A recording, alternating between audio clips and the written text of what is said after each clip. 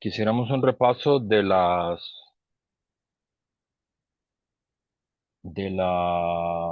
dos autores que no hemos podido ver sincrónicamente, ¿verdad? Tanto de Luis Althusser eh, como de la Escuela de Frankfurt, porque son dos autores centrales para pensar la teoría de la ideología. Tanto Yajaira como creo que Michelle, ¿verdad? Ya presentaron sus animaciones eh, sobre el texto, sobre los textos, pero yo quería que como que repasáramos estos autores para, porque siempre es mejor repasar que, y tener como chance de hacer preguntas, ¿verdad? En relación con los autores. Y bueno, y también tenemos un ejercicio ahí. Entonces, yo voy a hacer un repaso de Althusser, hacemos el ejercicio de las hojas de comprensión y tal vez retomamos un poco de la escuela de Frankfurt, ¿verdad? Es como la ruta que yo tenía pensado para hoy, ¿verdad? Para ya eh, como tener esa continuidad, ¿verdad? No sé si les parece bien o si tienen alguna petición especial, como no nos hemos podido ver cara a cara en estos momentos. Eh, yo también tenía una duda que les quería preguntar, que es, eh, si siguiera es que mucho de nuestro problema estuvo asociado a que los martes a veces no se puede estar por lo del agua. Pero yo tenía la duda, ¿ustedes razonablemente podrían, si se presentara otra vez, hacer la excepción y presentarse a clases? ¿A ustedes les molestaría eso? Quería hacerles esa consulta, en caso de que volviera a ocurrir. De parte personal, o sea, de hacer la presencial, dice usted. Sí, Y de sí. parte personal, yo no tendría tanto problema porque casi siempre las cancelan después de mediodía, entonces ya hice el viaje a la U. Hoy sí fue como un milagro que hoy sí no tuvimos la de la mañana presencial, pero la mayoría de veces sí. Ujú. Entonces, de parte mía, no tengo problema. Y Michelle, Yajaira y Abigail. Y Abigail veo que dice sí, supongo que eso es que hay consentimiento. Michelle también. Hola, profe, en mi caso todos los jueves también se va el agua aquí en San Ramón y los jueves en la noche a las 5 tenemos el curso de legislación social y nosotros de que inició este problema, todas las clases las hemos tenido presenciales. Lo único que tomamos las medidas de llevar alcohol y llevar la botella con agua, entonces no tengo problema. Bueno, ok. Entonces, si volviera a pasar, hacemos eso, porque yo creo que ya se le ha hecho mucho daño a la clase con eso. Y como hacen esto, que para mí es la peor combinación, que es que si haya clases en la mañana, pero que no en la tarde, a nosotros nos deja como en la peor posición. Eh, entonces, bueno, teniendo eso en mente, eh, bueno, vamos a continuar. Entonces, pero bueno, bueno saberlo, cualquier cosa, que hay acuerdo de las cuatro. Es que si al menos, si una de ustedes no pudiera, por lo que fuera, ya no se puede hacer, porque no, yo no tendría derecho. Ok, eh, bueno, Yajaira nos había introducido al Tuser, les dejamos varios videos, pero yo quería, por lo menos en la primera parte de la clase, retomar este autor, porque es un autor que a mí me parece que es muy importante que ustedes tengan claro eh, en esta materia, ¿verdad? Por la peculiar forma en la que él se plantea el problema, ¿verdad? Eh, tal vez me repiten algunas cosas que ya Jaira ya había dicho. Si ustedes ya escucharon espero que lo hayan hecho, la intervención de Yajaira, pero creo que no está de más como, como centrarnos en eso, ¿verdad? Eh, yo creo que esto es lo primero que es como muy, bueno, tal vez les cuento el final de la peli de una vez, eh, para que quede como más claro eh, qué sé yo, para la elaboración del cuaderno doble entrada, que es lo que hace falta, ¿verdad? Yo creo que tal vez lo que es más importante y más distintivo de Althusser como tal es que para él la ideología es una práctica, que es lo que es diferente, ¿verdad? Hay dos grandes modelos para entender qué es una ideología.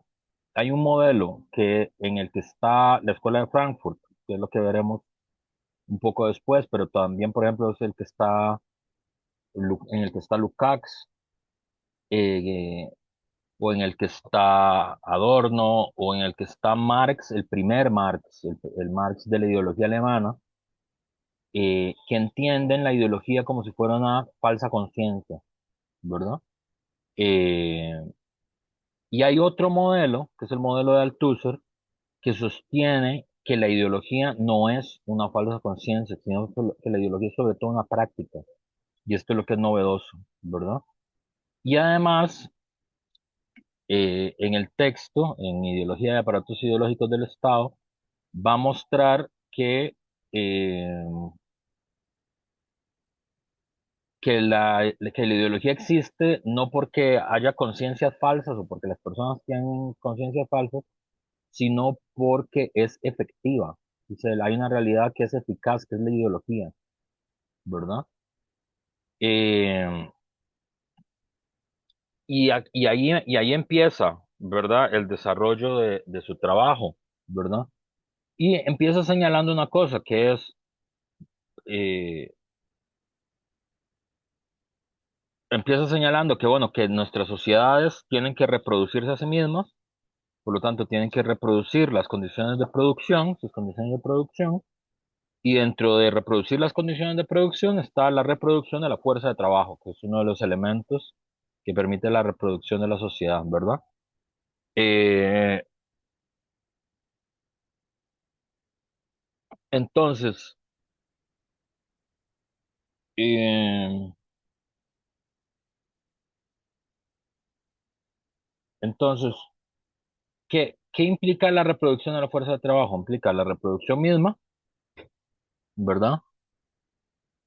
Implica la reproducción, la calificación y la reproducción de la fuerza de trabajo, ¿verdad? Cuando decimos la reproducción misma, de lo que estamos hablando es que los trabajadores, las trabajadoras tienen que poder a- reproducirse a sí mismos, ¿verdad? Que el principal mecanismo con el que se cuenta bajo el capitalismo es el salario, ¿verdad? Eh, para reproducir las condiciones de producción y, y luego reproducir la calificación, ¿verdad? El capitalismo tiene la peculiaridad de que no puede,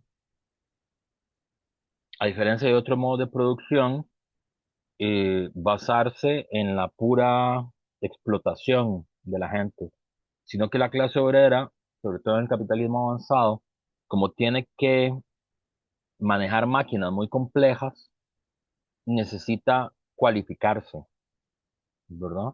Necesita aprender a leer o a escribir, ¿verdad? Necesita eh, digamos, los burgueses, los empresarios necesitan que la clase obrera sea activa, que sea inteligente, ¿verdad? Que sea proactiva, dicen en las empresas, ¿verdad? Que tome iniciativa, ¿verdad? O sea, que si ve que una máquina se va a arruinar, diga, hey, vieras que esa máquina se va a arruinar, o inclusive arreglarla por su propia cuenta, ¿verdad?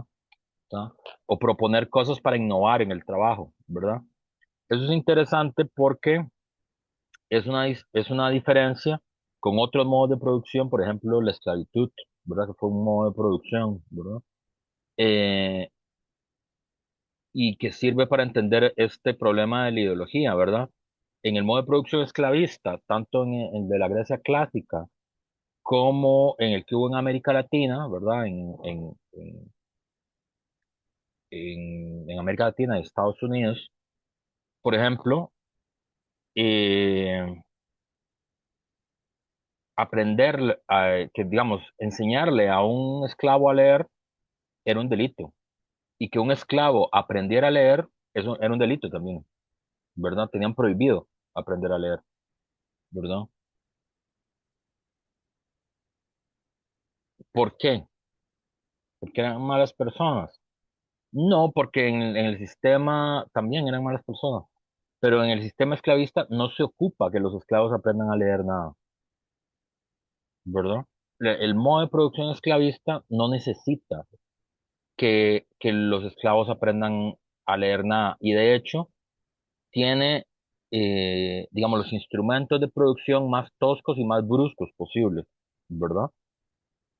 Eh, ¿Por qué? Porque los esclavos, de las primeras cosas que intentaban hacer, siempre era arruinar las herramientas, ¿verdad?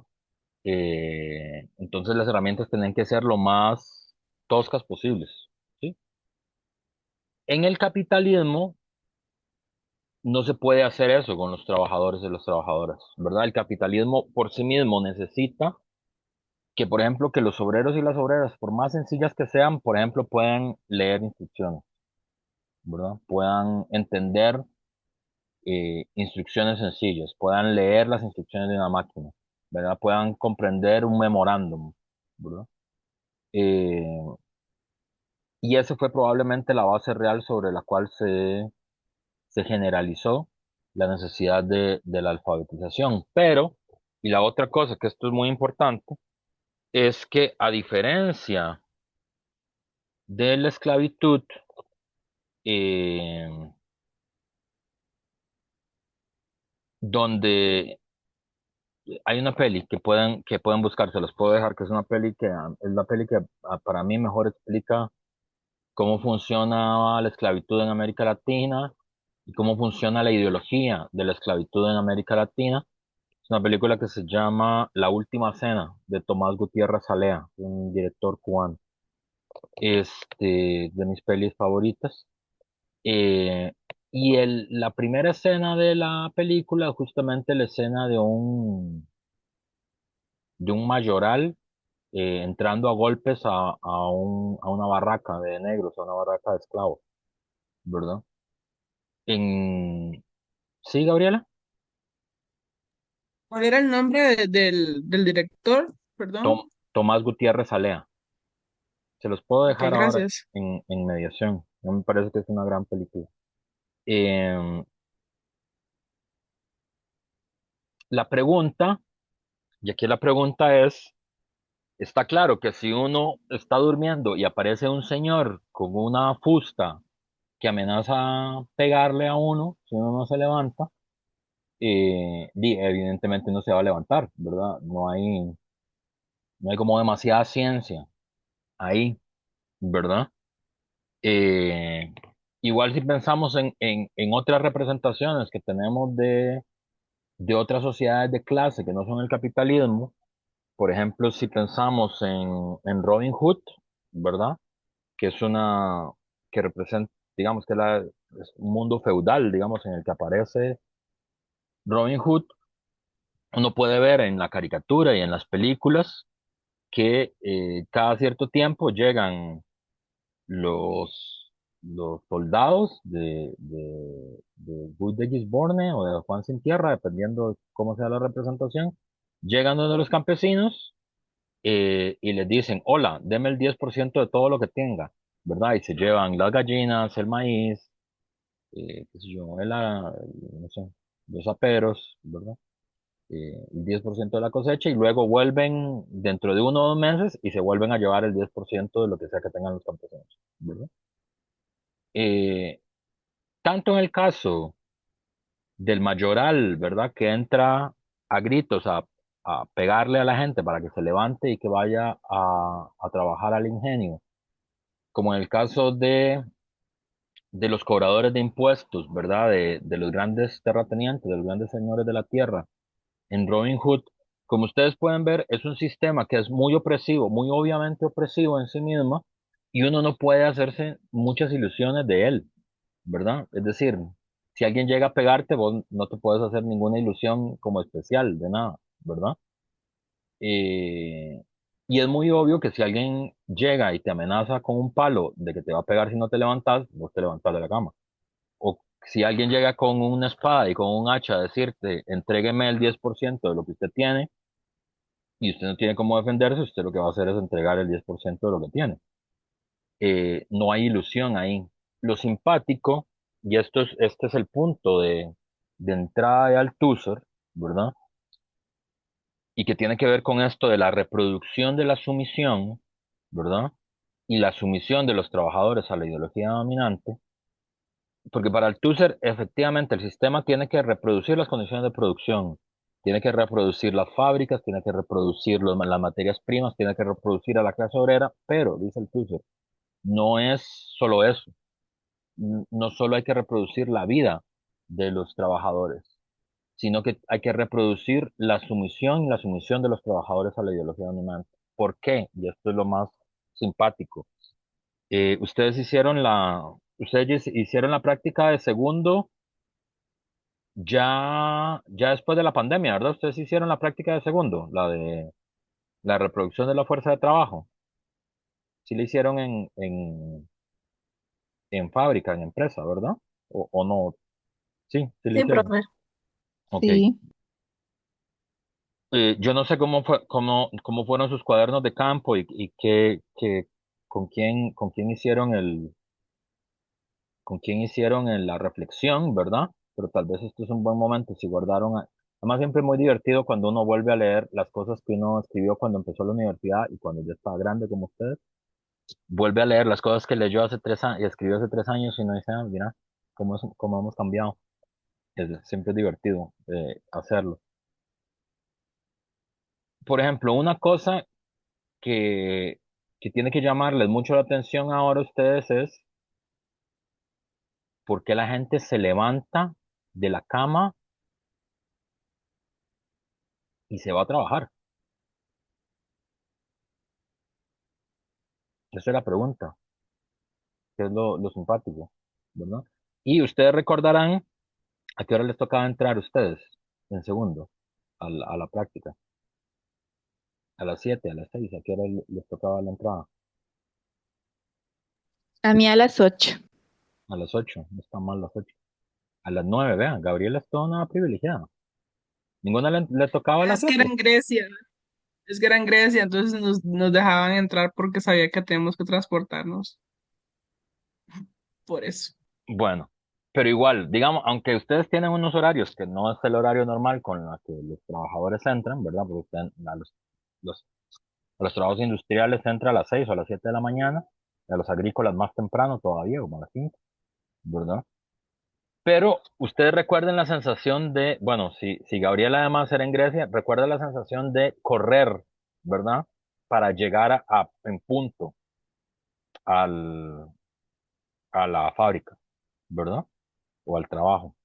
Esa sensación ustedes puede ser que la han visto muchas veces en sus casas, con sus familiares, con sus amigos, que es esta sensación, este momento de la mañana, ¿verdad? Los ticos le decimos eso, la hora pico, ¿verdad? Que es miles, decenas de miles de personas corriendo, haciendo mil cosas, ¿verdad? Levantándose temprano, bañándose, cocinándose, llevando a los hijos a la escuela o dejándolas con la mamá o con la tía o con la abuela, ¿verdad? Desplazarse, agarrar un bus, desplazarse horas, salir corriendo para conectar otro bus, ¿verdad? Eso que le decimos la hora pico, nosotros, ¿verdad? Que es como de las 5 a las 7 de la mañana, ¿verdad? Todo eso es voluntario. Toda esa locura, ¿verdad? De nuestra sociedad, ¿verdad? Es voluntario. O sea, no hay ningún señor con una fusta pegándonos para que hagamos eso, ¿verdad? Cuando somos muy chiquitos, los que se encargan de eso son las mamás y los papás, ¿verdad? Que lo levantan a uno a las 5 de la mañana para llevarlos al kinder o a donde sea que uno tiene que dejar a las criaturas, uno tiene con quién dejarlos cuidando. Y cuando ya uno es más grande, uno lo hace solo, ¿verdad? Ustedes solitas se levantaban, solitas se vestían, solitas comían, solitas se subían a la buseta o al bus y solitas llegaban, ustedes y sus compañeras. Y muchas llegaban corriendo, ¿no? A toda velocidad para marcar, tenían que marcar tarjeta ustedes, ¿o no tenían que marcar tarjeta? Tienen que marcar tarjeta, no marcaban tarjeta, nadie marcaba tarjeta. Bueno, eh, la gente se desvíe por hacer eso. Entonces la pregunta que hace el Tusser es, ¿cómo sucede eso? ¿Verdad? Porque es fácil entender por qué sucede si alguien te amenaza con golpearte, pero no es fácil de entender por qué uno lo hace de manera voluntaria. De hecho, uno mismo se impone esa disciplina. No se necesita de nadie extra que le haga nada a uno, ¿verdad? Y eso, dice el Tusser, demuestra la existencia de un fenómeno que se llama ideología y que ese fenómeno es eficaz. Dice él, eso a mí siempre me ha parecido muy interesante del trabajo. Es decir, cuando se discute, porque se discute si existe o no existe la ideología, ¿verdad? Muy normal en la esfera pública, de hecho, hay personas que sostienen que la ideología no existe, que eso es un invento, que no existe tal cosa como es. Althusser lo que dice es, existe y tan existe que miles de millones de personas no necesitan de mayorales para levantarse a trabajar y no necesitan de ver una espada o un hacha para entregar el fruto de su trabajo a otra persona, ¿verdad? Entonces, esto es lo que él quiere decir con la reproducción de la sumisión, ¿verdad? Y nuevamente, y aquí lo repito nuevamente, ojo, ese proceso es un proceso activo, no es un proceso pasivo, ¿verdad? Y yo siempre lo recuerdo en estas clases, hay dos cosas que siempre tienden a producir confusión cuando doy este curso en los estudiantes, que es uno, confundir ideología con, con miedo o con manipulación, ¿verdad? Y aunque la ideología puede contener miedo y puede contener manipulación, es diferente al miedo y a la manipulación. Diferente. Eh, y la segunda es eh, esta otra dimensión de la pasividad, ¿verdad? La ideología, o sea, como que la gente es pasiva y esto le pasa como por encima. Y no es verdad que la gente sea pasiva, la ideología es activa.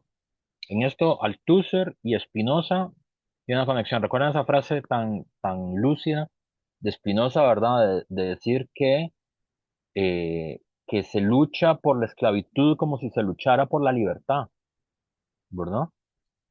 Esa frase de Spinoza es una frase que podría aplicarse perfectamente con esa lucha cotidiana desesperada que tenemos los miles y centenares de miles de trabajadores en todas partes del mundo de las 5 a las 7 de la mañana para llegar a nuestros puestos de trabajo. Es una cosa activísima, ¿verdad? En el caso de las mujeres es muchísimo más activa aún. Es decir, las mamás trabajadoras, si entran el lunes a las 7, el domingo a las 6 de la tarde ya están pensando en función de eso, de cómo se van a ir, qué cosa van a preparar para la comida, cómo van a levantar a los niños, quién los va a dejar en el cuidado, qué se van a llevar de comer los niños, cómo me van a transportar los dos o tres autobuses que necesito para hacerme. Está siempre actuando de manera activa, ¿verdad? Y se enoja con los chicos si se atrasan para la entrada al trabajo y se enoja con el autobusero si no le abre la puerta para ingresar, ¿no? O se enojan con las presas y con todas las personas que tienen automóviles o buses porque no va a poder llegar a tiempo a su trabajo. Todo esto es activo, no es pasivo, ¿verdad? y la gente lucha, piensa en la agresividad con la que la gente se trata a las 5 de la mañana en nuestro país. Inclusive este último episodio que ocurrió en Cartago, que a mí me pareció terrible, terrible, absolutamente terrible, pero me pareció, o sea, me produjo asombro filosófico. Es decir, es un evento que me parecía tan raro eh, que, que me parecería que como que toda la sociedad debería detenerse solo para pensar lo raro que fue ese evento, que es dos varones que chocan uno contra otro, uno de 33 años, otro de 23 años, porque son nada más dos varones. Uno intenta pegarle al otro con un palo y el otro se defiende disparando, ¿verdad? Y mata al otro muchacho. Y todo esto ocurre a las 6:40 de la mañana. Es una cosa asombrosa, absolutamente asombrosa, ¿verdad?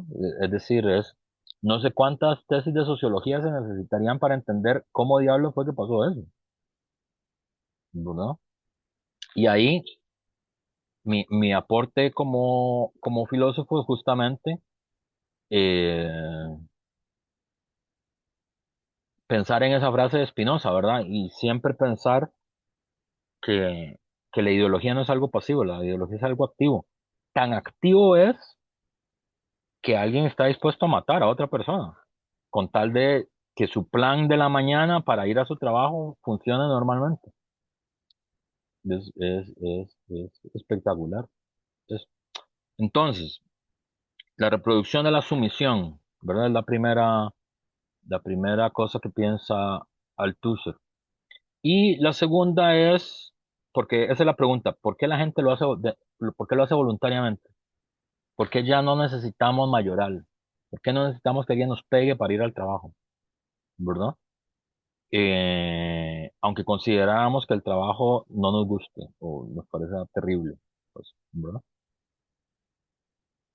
Eso es lo primero. Y lo segundo es la reproducción de la capacidad de los agentes de la explotación y la represión para asegurar por la palabra la explotación. Esta es la otra cosa que le maravilla al Tusser y que quiere, para eso desarrolla el texto que desarrolla, que es cómo puedes, porque es muy fácil entender cómo la explotación se puede garantizar por la fuerza, ¿verdad? Es decir, por ejemplo, como en la esclavitud, ¿verdad? Es decir, si dos estados guerrean entre sí y un estado pierde y el otro gana, entonces el estado que gana transforma en esclavos a los que perdieron. O sea, eso está fácil de entender porque y es por la fuerza, ¿verdad? Eh, Ahí que la explotación o, ¿verdad? O la esclavitud en América Latina, es decir, si hay gente que se dedica a cazar personas por el África y a montarlos a la fuerza a barcos y llevarlos a América, pues entonces uno dice, y claro, sí, o sea, se entiende esa explotación por la fuerza. Pero lo curioso es que bajo el capitalismo, por lo menos bajo el capitalismo avanzado, el grueso de la explotación no se realiza por la fuerza, sino que se realiza por la palabra, ¿verdad? Y aquí yo quería que pensaran en otro hecho que no sé si ustedes han pensado, pero que es muy esclarecedor, que es ustedes, eh, ¿dónde hicieron la práctica de tercero, la práctica comunitaria? En la granja de Palmares. ¿Y qué te tocó hacer en la granja de Palmares, Michelle?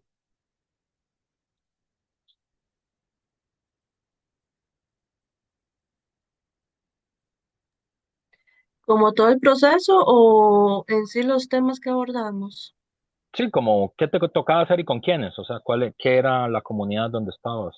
¿Qué era lo que hacías?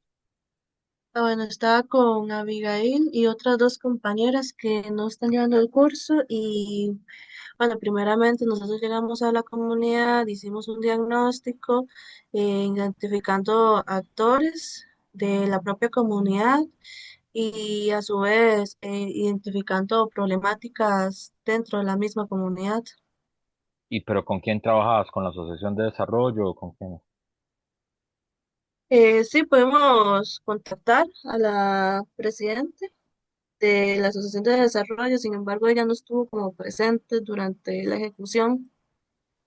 Mm, Ella ¿y, fue quien nos prestó el salón comunal para poder desarrollarlo, y con qué población trabajaron? mayoritariamente con personas adultas mayores. Con personas adultas mayores. Ok. ¿Y el resto? ¿Qué hicieron en tercero, en la práctica comunitaria? Yo la hice también en el distrito de La Granja, en Palmares. Trabajamos con la población adulta mayor de la comunidad y realizamos un proyecto para fortalecer el envejecimiento activo en la comunidad. Ok, muy bien, muy parecido, las dos. Bueno, entonces yo quiero que piensen en ustedes mismas en este proceso, en ese proceso. No sé cómo trabajaron ese tema en comunitaria cuando hicieron la evaluación, pero yo les voy a señalar otro problema que tiene que ver con esto de Althusser, que es lo siguiente.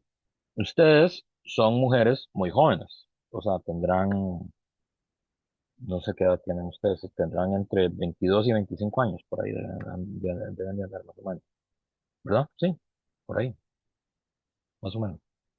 No, profe, yo tengo 20. Ay, vean, más joven todavía, Abigail, 20. Wow, usted entró a la U como a los 16. No, 17. Vea, súper joven.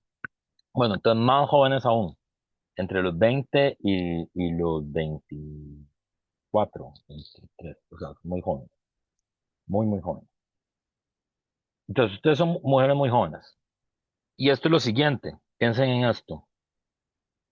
Como mujeres jóvenes que son ustedes y mujeres jóvenes latinoamericanas, además, la inmensa mayoría del tiempo y de sus vidas siempre ha habido un varón que les dice qué hacer, ¿verdad?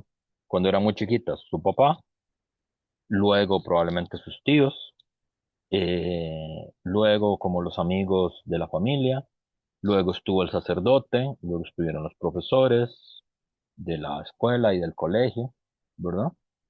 Eh, entonces siempre hubo un varón que les decía qué hacer, ¿verdad? Hay un momento en sus vidas, cuando tienen veintitantos años, 20,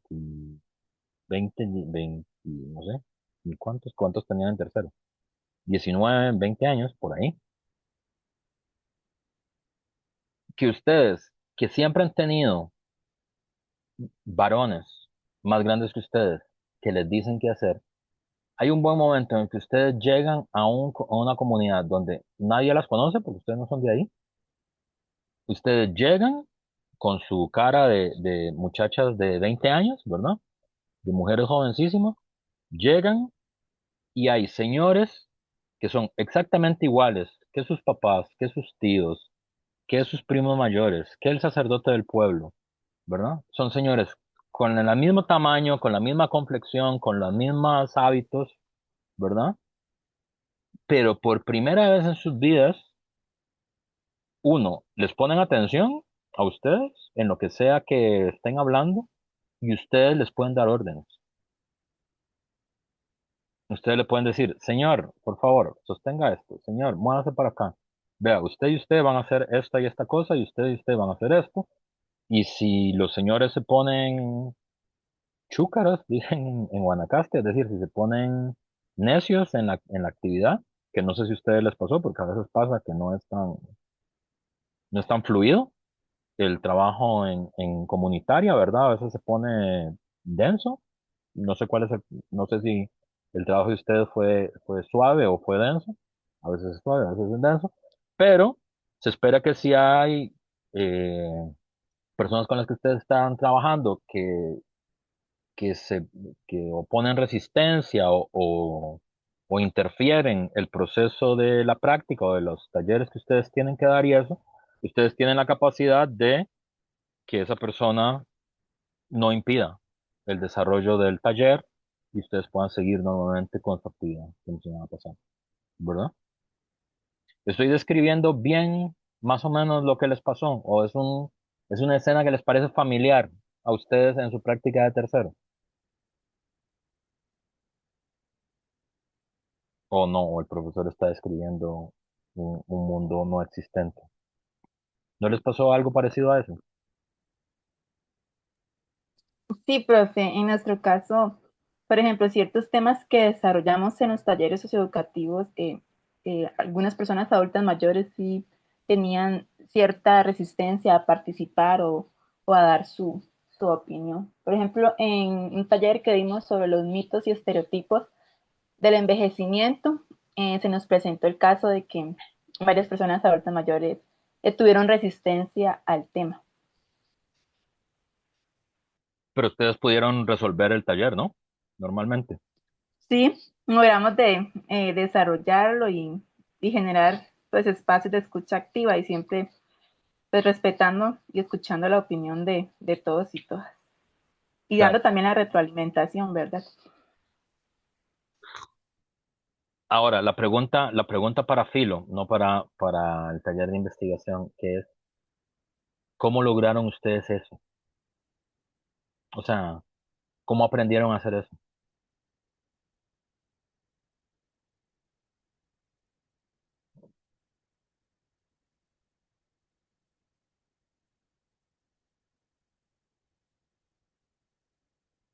Cri, cri, silencio.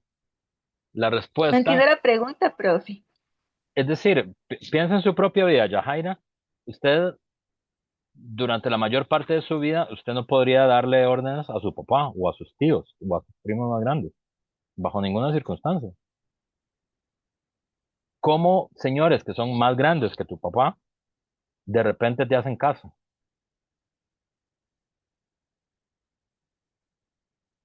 O sea, vos tenés capacidad de dirigirlos, de mandarlos, de decirles qué tienen que hacer. ¿Cómo ocurrió eso?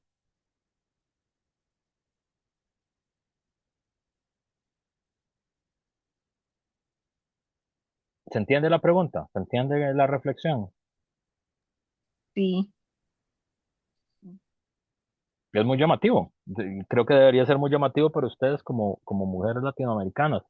Y aquí es donde aparece la idea de la reproducción de la capacidad de los agentes de la explotación y represión para asegurar por la palabra la explotación.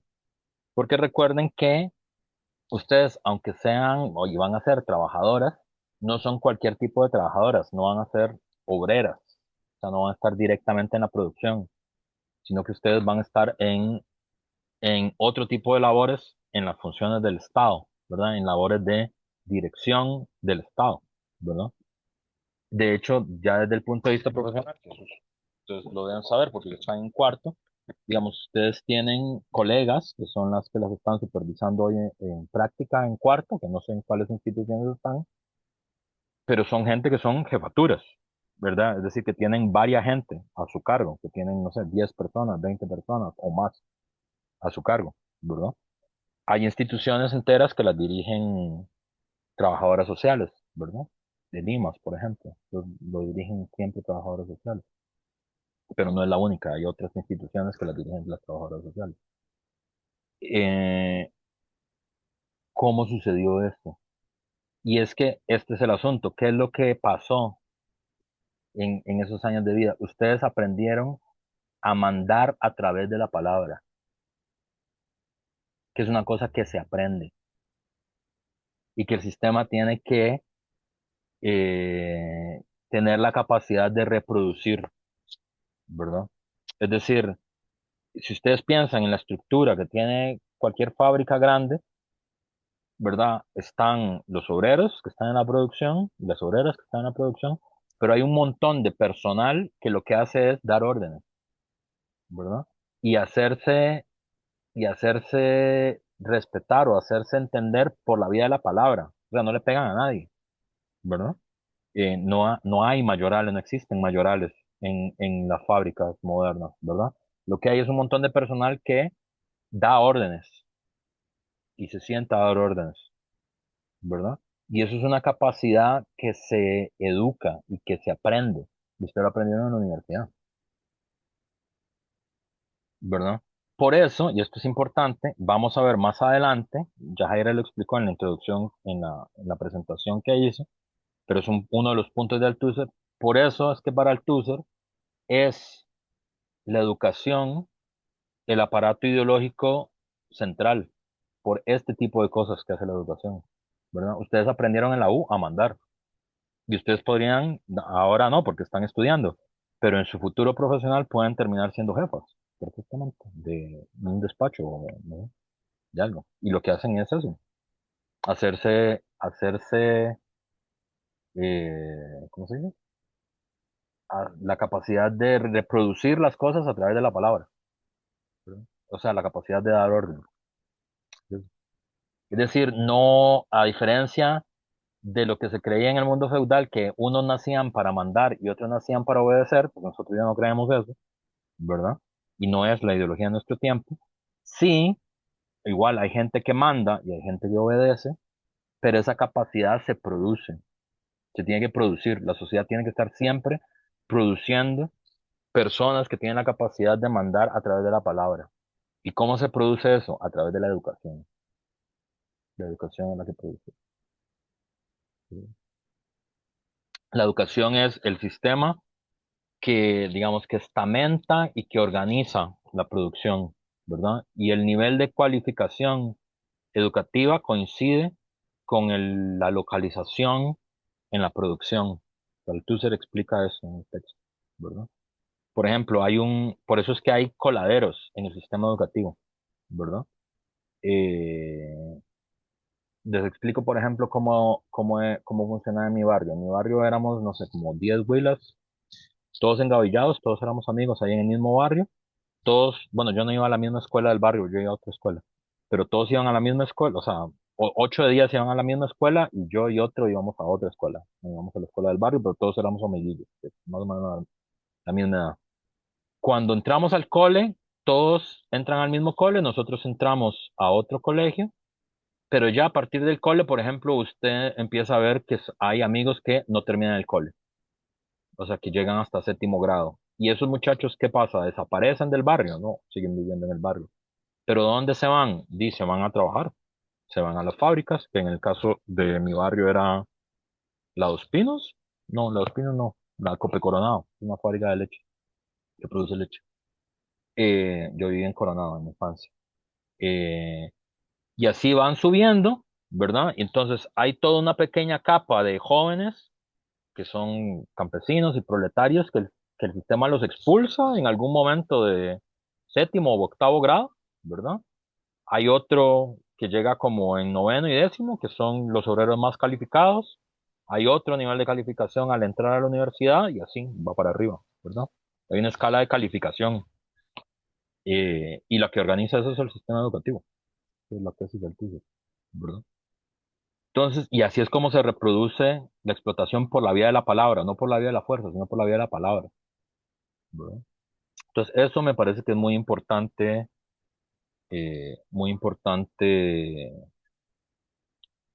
como pensarlo, ¿verdad? De los temas del Tusser. No, no voy a hablar todo sobre el Tusser, sino solo lo que me parece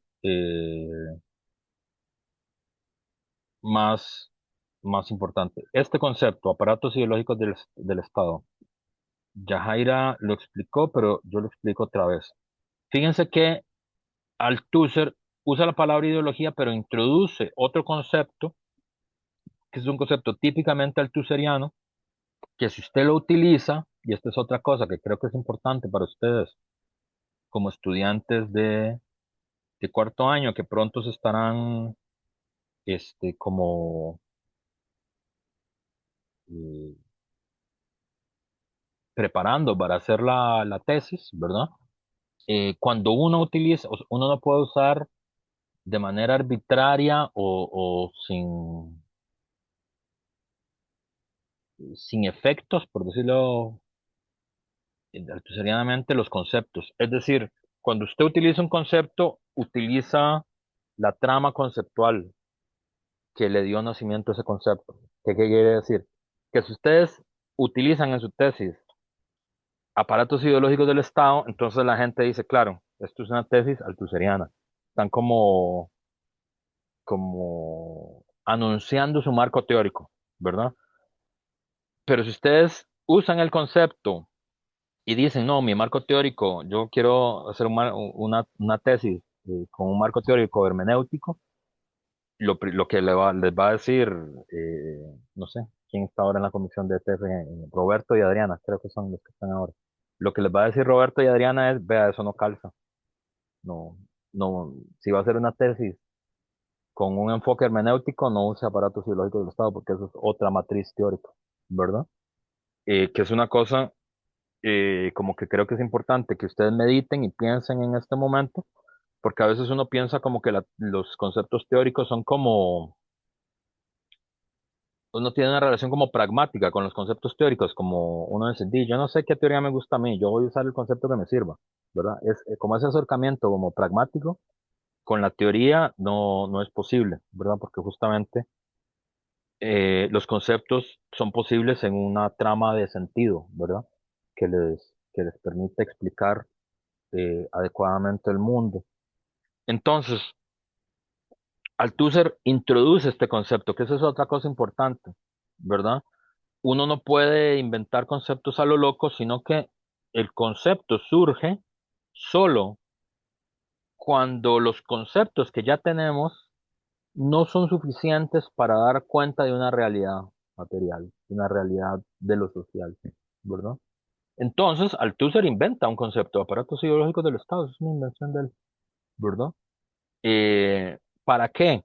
Para señalar una dimensión que es lo que él señala, que es que la ideología no son ideas, no es una conciencia falsa, no es como telarañas que la gente tiene en la cabeza, sino que, y esto es un punto central del pensamiento de Althusser, la ideología es material, no es ideal, es material. Por eso es que es eficaz, ¿verdad? Y por eso es que dice aparato, ¿verdad? ¿Qué quiere decir con aparato? Que es un organismo que tiene un funcionamiento sistémico y que tiene una materialidad, ¿verdad?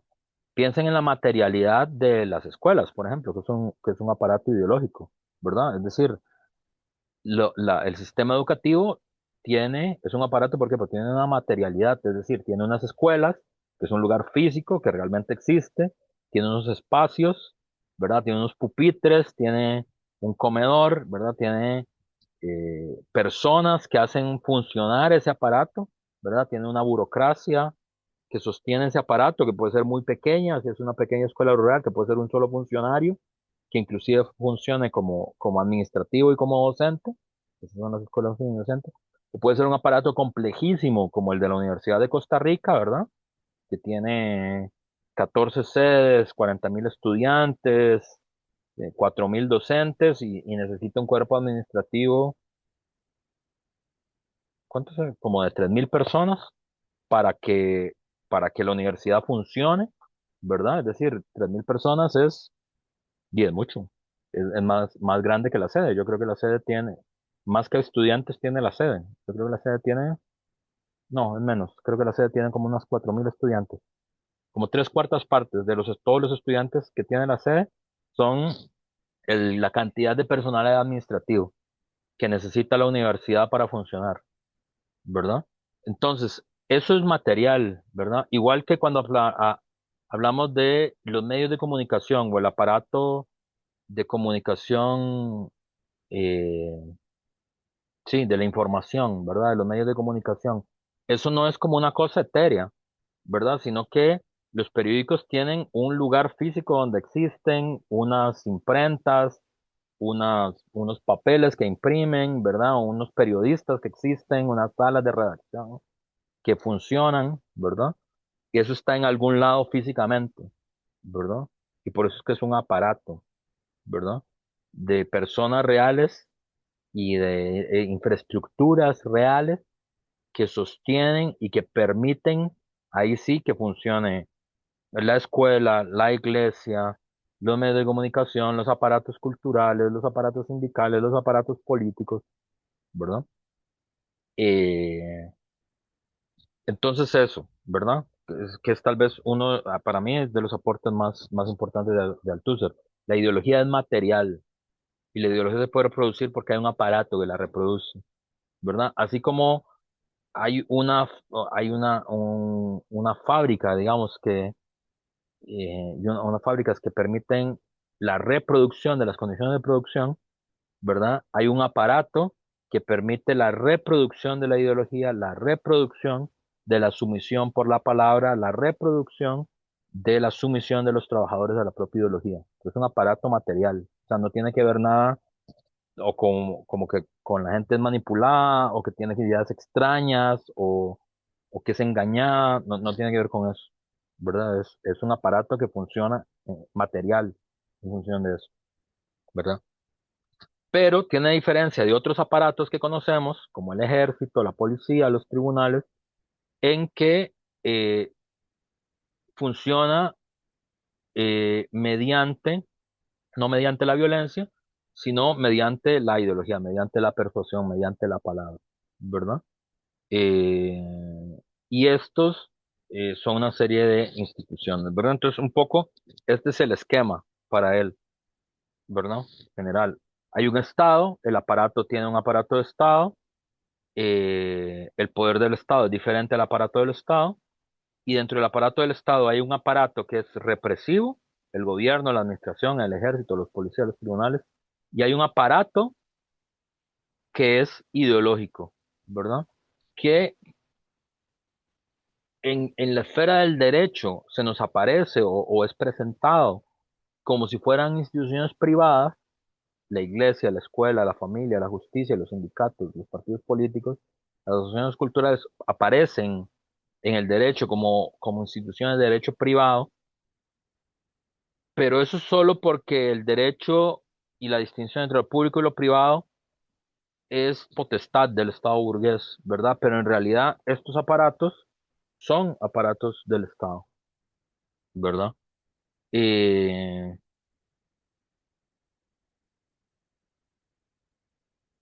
entonces, ¿qué distingue el aparato ideológico del Estado? Es si su funcionamiento es predominantemente con la violencia o predominantemente con la ideología.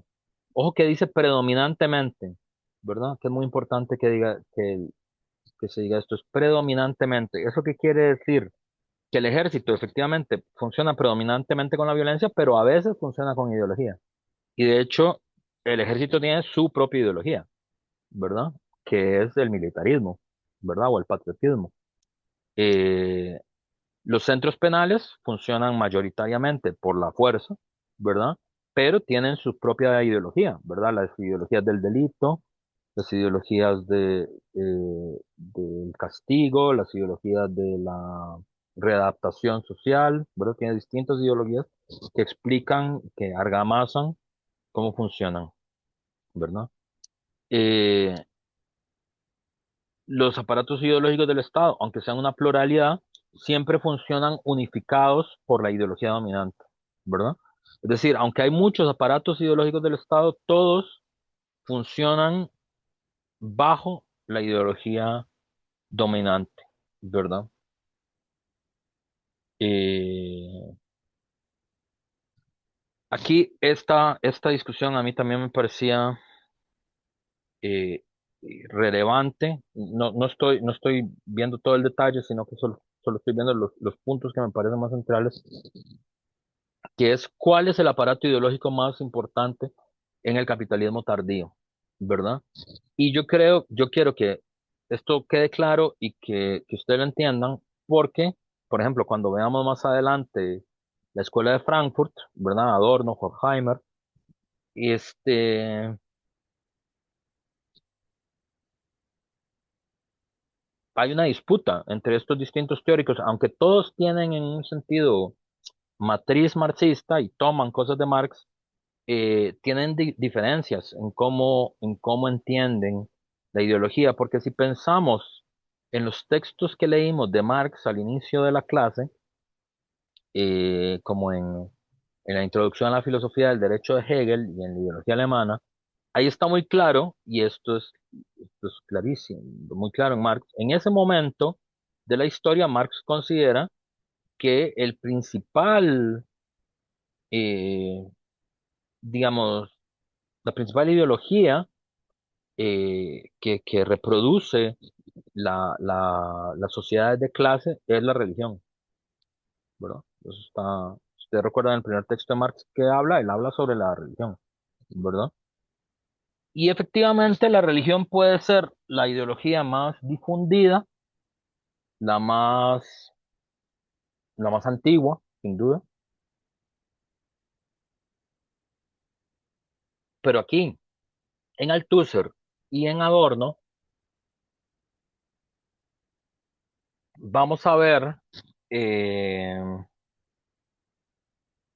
vamos a ver lo siguiente, que Althusser va a plantear que no, que en las sociedades del capitalismo avanzado no es el aparato ideológico de la iglesia el principal aparato ideológico, que de hecho le parece que es un aparato declinante.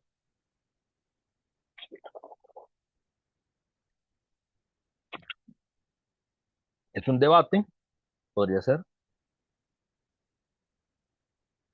podría ser. Eh,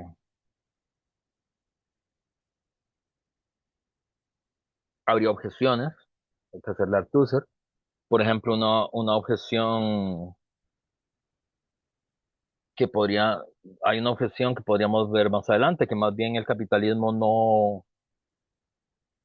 no, digamos, que en esa suposición hay una suposición de que el capitalismo tiende a la laicidad a pesar de todo. Bueno, eso es discutible. No podría decir que más bien entre más se desarrolló el capitalismo, más eh, espiritualidades produjo, ¿verdad? Eh, Discutible, ¿verdad? Por ejemplo, en este mismo momento en Costa Rica, eh, yo creo que el último dato que yo vi es que en Costa Rica hay una mayoría católica, que es como 51%, que ya eso casi no es mayoría, es una minoría grande, un 25% de otras denominaciones religiosas cristianas, ¿verdad? Evangélicas, y entre un 17 y un 20% de personas que no son creyentes, ¿verdad? Y es verdad que la cantidad de personas creyentes a no creyentes ha aumentado en los últimos años en el país, pero aún la abrumadora mayoría de personas en el país tiene esta religión. Eh, bueno, pero la tesis de Althusser, que es discutible, pero a mí me parece muy interesante, me parece muy coherente con con su mirada, es la siguiente, es la religión fue, el aparato ideológico de iglesia fue en el pasado el principal aparato ideológico del Estado, ya no lo es. Y en condiciones del capitalismo avanzado, con las condiciones de Francia, está pensando él, el principal aparato ideológico del Estado es la escuela, no la iglesia, la escuela, ¿verdad? Entonces ahí podemos ver cómo va evolucionando el tema. El Marx de 1844 1845 considera que es la iglesia.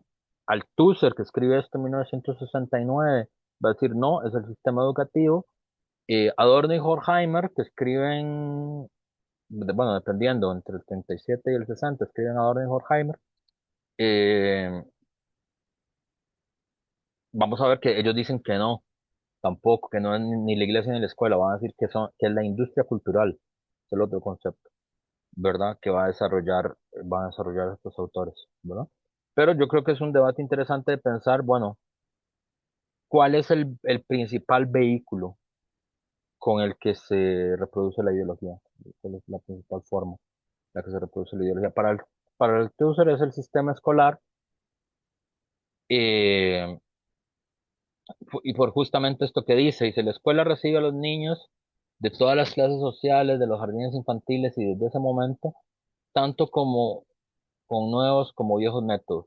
Le inculca durante años, los años en que el niño es más vulnerable y está presionado entre el aparato ideológico familiar y el escolar, saberes prácticos, tomados de la ideología dominante, el idioma materno, el cálculo, la historia, la ciencia, la literatura, o simplemente la ideología dominante en estado puro, moral, educación cívica, filosofía, ¿verdad? Este, Esto a mí me parecía muy interesante, eh, muy interesante, Y yo les decía, en ustedes mismos, piensen en ustedes mismos. Y yo les pregunto a ustedes, por ejemplo, ¿cuántos años de escolarización llevan ustedes?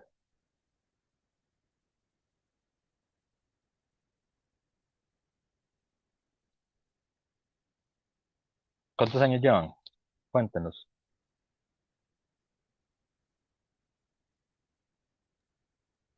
Contando la U. ¿Sí? O sea, ¿vos cuándo entraste al sistema educativo? ¿Vos entraste al kinder o entraste antes, al pre-kinder, no sé cómo se le dice ahora, al jardín, al círculo? A maternos. ¿Sí? Sí, A qué cuatro edad años. entraste? A los 4 años. ¿Y Sí, qué edad cuatro tenés? y algo. 4 y algo. ¿Y qué edad tenés ahora? 22. 22. Es decir, tenés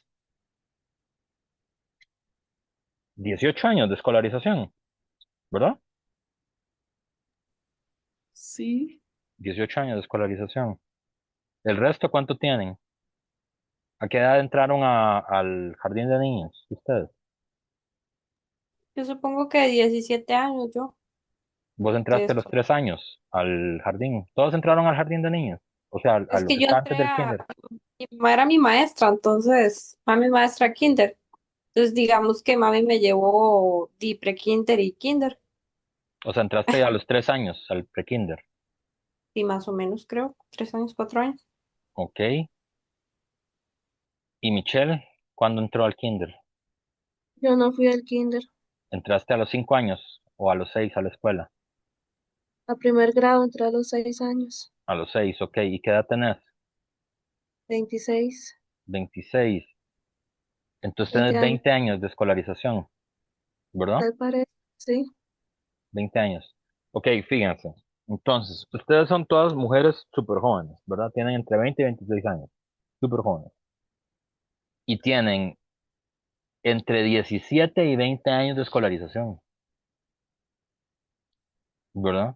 La inmensa mayoría de sus vidas, y luego súmenlo en años y en tiempo, ¿verdad? Son 17 años de escolarización, ¿verdad? O 20 años de escolarización, ¿verdad?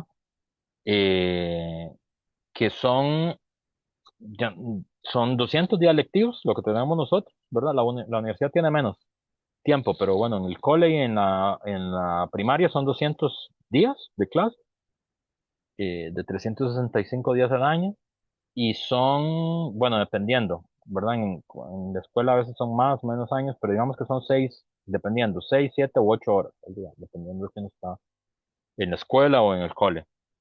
Sumen esa masa de tiempo y piensen en el tiempo que ustedes han estado en una escuela o en un colegio o en la U, ¿verdad? Es un montón de tiempo, es la inmensa mayoría de sus vidas y ustedes están jóvenes, son muy jóvenes, ¿verdad? O sea, la que entró más tarde a la escolarización fue Michelle, por lo visto, que entró a los 6, que es igual, 6 es una chiquita, ¿verdad? Y parece que la que entró más temprano es Abigail, que entró a los 3, ¿verdad? La diferencia entre una y otra son 3 años, no mucho. Y ya sumado los años entre las dos, el volumen no hace nada, ¿verdad? Entonces Michelle tiene 20 años de escolarización, Abigail tiene 17 años de escolarización, ¿verdad? La mayor parte del tiempo y de la vida de uno la pasó en la escuela. Y de hecho, por ejemplo, yo cuando empecé a explicar esto, me hace mucha gracia porque pensaba en mi hija, en Alicia, que Alicia tiene 15 años y nosotros la escolarizamos a los 3 meses de haber nacido, porque mi compañera y yo los dos trabajamos remuneradamente y no teníamos, nuestra red de apoyo era muy pequeña en ese momento. Pues mi compañera es migrante, entonces toda su familia estaba fuera del país. Luego cambió, pero digamos, éramos ella y yo. Eh, y entonces Alicia se escolarizó a los 3 meses, es decir, tiene 15 años y ha pasado escolarizada 14 años y 8 meses, ¿verdad? O sea, no imagina un mundo sin escuela, donde no haya escuela, no se le ocurre cómo podría ser eso. A mi sobrina le sucedió lo mismo, profe. Mi hermano y mi cuñada la escolarizaron a los 2 meses Ay, sí, y uy, ya tiene 4 y toda, casi que toda su vida. a ir a un centro educativo. Claro, pero entonces cuando yo leía esto y se los explicaba a mis estudiantes hace 15 años, la pregunta es, porque bueno, como Alicia está escolarizada desde los 3 meses, pero yo no sé si ustedes saben, uno tiene que tener un cierto desarrollo cognitivo como para aprender cosas, es decir, como para aprender cosas que uno supone que tiene que ir a aprender, como por ejemplo sumar o leer. Uno no, digamos, no hay forma de enseñarle, uno tiene que tener una cierta edad, digamos, uno puede aprender más tarde o más temprano, ¿verdad? O sea, eso es móvil, pero uno tiene que tener un cierto desarrollo para poder aprender a leer o aprender a sumar, ¿verdad? Pero como en el caso de mi hija o en el caso de la sobrina o el sobrino, no sé, sobrino creo que, de Yajaira, yo me preguntaba, ok, ella está en el kinder, pero ¿qué aprenden? O sea, ¿qué es lo que les enseñan? No sé, ustedes han ido así a un jardín de gente muy chiquita, como, ¿qué es lo que aprenden? Nunca se han fijado, nunca les ha dado curiosidad. ¿Qué creen que uno puede aprender estando escolarizado a los 3 años? Ya, y lo que son como habilidades blandas, digo, valores, eh, también ay, es que esto tiene un nombre en la educación, pero realmente habla sobre el manejo de como las manos, quizá como al recortar o habilidades así que van muy ligadas también pues al cerebro, al desarrollo de Motora. un niño. Ay, sí, eso es estimulación temprana.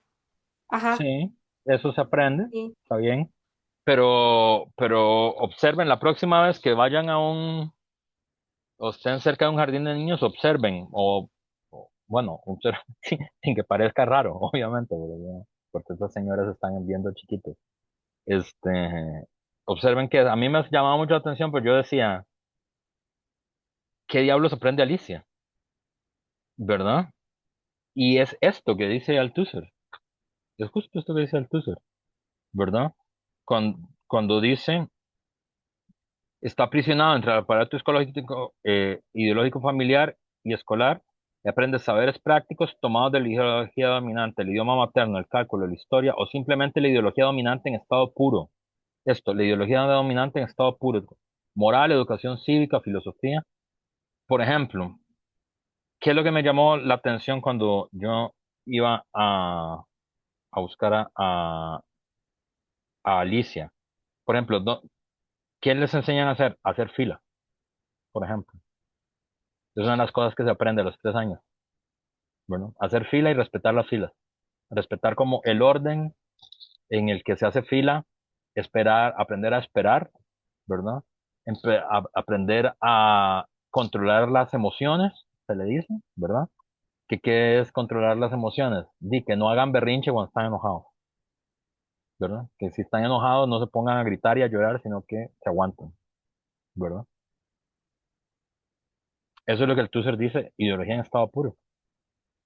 ¿Verdad? Eso explica por qué ustedes aguantan una fila y no le prenden fuego a todo. Si hay algo molesto en esta vida es hacer fila. Piensen en lo molesto que es hacer cualquier fila, cualquier trámite. En el banco, en la U, en el AIA, no sé, en cualquier institución, en la caja, ni se diga, ¿verdad? ¿Por qué no le prenden fuego a todo? Si es frustrantísimo, es decir, tengo que pasar 2 horas sentado esperando algo, cualquier cosa. ¿Por qué no le prendo fuego a todo? ¿Por qué no me agarro a piñas con el que está a la par? Es porque tengo 17 años entrenando que esa frustración no la puedo sacar, ¿verdad? ¿Por qué la gente no se agarra a piñas y no se mata para agarrar un bus, ¿verdad? Y es porque desde los 3 años nos enseñaron, no, hay que hacer fila, ¿verdad? Nunca nos enseñan, ¿y por qué diablo yo tengo que hacer fila? ¿Por qué existen las filas? ¿Por qué no hay suficiente como para que yo no tenga que hacer una fila? ¿Verdad? Entonces, esta es la advertencia que hace Althusser y es muy interesante. A mí me parece terriblemente interesante. Abigail, Profe, sí, y vieras que también es algo muy cultural de aquí, o bueno, al menos eso fue lo que comentaba una persona extranjera que le ujú. sorprendió cuando llegó al país, que decía que la gente hacía fila para agarrar el bus y que normalmente en otros países eso no se veía, o sea, le generó la impresión de que quieran como ordenados. Sí, sí, claro. Pero entonces, pero esa es la reflexión que es y que tiene sentido, ¿no? Es decir, la pregunta es, porque no es un comportamiento natural. Nosotros, y esto es como lo interesante del concepto de ideología, que es, uno sabe que cuando hay una fila, y todos ustedes ni siquiera lo sabemos, ni siquiera lo pensamos, cuando hay una fila, uno se va a la cola y ya, y ni lo piensa, ¿verdad? Piensen yo hace poco tuve que ir a donde, que me molestó mucho hacer cola, al banco, ¿verdad? Uno, inclusive, sí que tardé un montón de tiempo, tardé como 2 horas haciendo ese trámite. Em, uno se queja, uno dice, ay, qué pereza, la fila, todo, ¿verdad? Y medio farfuña, así, un poco, pero igual va y la hace, ¿verdad? La pregunta es, ¿por qué? ¿Verdad? No es espontáneo, no es natural. Los animales no hacen fila, ¿verdad? Y los niños tampoco hacen fila. Los niños pequeños nunca hacen fila, ¿verdad? Sino que hubo un aparato que les enseñó a hacer fila. ¿Por qué? Y esto es muy interesante, de por qué la ideología es eficaz. ¿Por qué? Por la repetición. La repetición y otra vez durante años, días, décadas del mismo proceso hace que vos ya lo hagas ya en automático. Pero no es nada automático ni nada natural, es la fuerza de la repetición del aparato. Es decir, si yo desde que tengo 3 años, que soy una criatura absolutamente vulnerable, que no tengo ninguna posibilidad de mantenerme a mí mismo vivo, ¿verdad? Me enseñan a hacer fila, a que por más molesto que sea, yo tengo que respetar ese orden, a que si estoy frustrado no puedo gritar ni empujar al otro ni adelantarme en la cola, ¿verdad?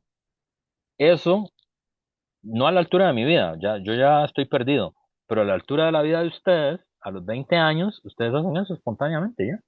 Porque ya llevan 17 años escolarizados. Ustedes son súper jóvenes, muchísimo más jóvenes que yo son. Pero, por ejemplo, mi hija, que es más joven todavía, 15 años, lo hace de manera espontánea, ¿verdad? ¿Por qué? Porque así fue como lo aprendió, todo el rato, pero la fuerza de la repetición, ¿verdad? Por ejemplo, el patriotismo, ¿verdad? La idea de la patria, la idea de la defensa de la patria, el amor a la patria. ¿Cómo aprende uno eso? ¿Verdad? Yo no sé cómo era en la escuela de ustedes, eso puede ser que haya cambiado un poco, pero en mi escuela, durante todo el sistema primario de la escuela, todos los lunes nosotros íbamos al patio de letras, y, digamos con 5 años hacíamos eso, íbamos al patio de letras, izaban la bandera, cantábamos el himno, cantábamos, no me acuerdo cuál otro himno, como 2 o 3 himnos. Luego el director nos hablaba como por 1 hora bajo el sol ese, ahí, en, en la escuela sobre deberes y cívica y el amor a la patria. Y luego ya nos devolvíamos a clases y empezamos a aprender. Y así todos los lunes durante años, ¿verdad? Y yo lo único que recuerdo de eso es que yo soy muy malo para recibir el sol, siempre me insolaba. Pero yo era de los que siempre se desmayaba o se caía o no sé, o tenían que llevarlo a la enfermería porque se sentía mal, ¿verdad? Supongo que por eso lo del patriotismo no caló mucho dentro de mí. Pero digamos, la gente no se vuelve patriota espontáneamente. Digamos, los animales no tienen patria, ni tienen fronteras, ni entienden nada de eso, ¿verdad? Es esa fuerza, la repetición del aparato escolar lo que lo vuelve a uno nacionalista o patriota, ¿verdad? O chauvinista, las tres cosas, ¿verdad? Entonces, entiende, por eso es que para Althusser eso es muy lo más, o sea, el que es más importante para Althusser es el aparato educativo. Por eso, porque además, como para él es material, y esto es importante, la ideología se reproduce sobre la fuerza de la repetición, ¿verdad? Sino sobre la fuerza de las ideas, es la fuerza de la repetición lo que es determinante para él, ¿verdad? Es hacer una y otra y otra y otra y otra vez lo mismo hasta que hay un momento en el que eso es como espontáneo para uno. Me parece que es el orden natural de las cosas, ¿verdad? Pero nada más contrario al orden natural de las cosas que eso. Nada más contrario al orden natural de las cosas que ser patriota o que respetar una fila. No tiene ningún orden natural ahí, ¿verdad? Entonces, eso. Eso es de las cosas que yo quería destacar de lo de Althusser. Les iba a proponer que son las 2:30. Quisiéramos una pausita, porque en Zoom hay o sea, no puede hacer como la clase así, corrida, como normalmente. Entonces hacemos una pausa de 20 minutos y retomamos, pero ahora el tema de Adorno y Horkheimer, ¿verdad? Pero hacemos la hoja de comprensión de lectura. Entonces, en mediación virtual está la hoja de comprensión de lectura, la vamos a hacer aquí mismo para ver qué resultados tiene. Entonces, hacemos pausa de 20 minutos para ir al baño o comerse algo o lo que sea, o ir a hacer fila al banco. No, no vayan a hacer fila al banco porque se tarda mucho. Y cuando regresamos hacemos el ejercicio de la comprensión de lectura. Entonces, ¿todo bien? Dígame, deme así para yo saber que se entendió la instrucción. Ok. Entonces voy a ponerle Sí, pausa pero a esto y nos vemos en 20 minutos. La, retomar el trabajo. Entonces, en este repaso que estamos haciendo, vamos a hacer la hoja de comprensión de lectura que va a dar pie a hablar un poquito de la escuela de Frankfurt, ¿verdad? Eh, Aunque, bueno, en la hoja de comprensión de lectura solo vamos a hacer como la primera parte de la hoja, que es eh, la parte que tiene que ver más eh, con la ideología. En la hoja de comprensión de lectura, ustedes tienen, ya se los muestro, eh,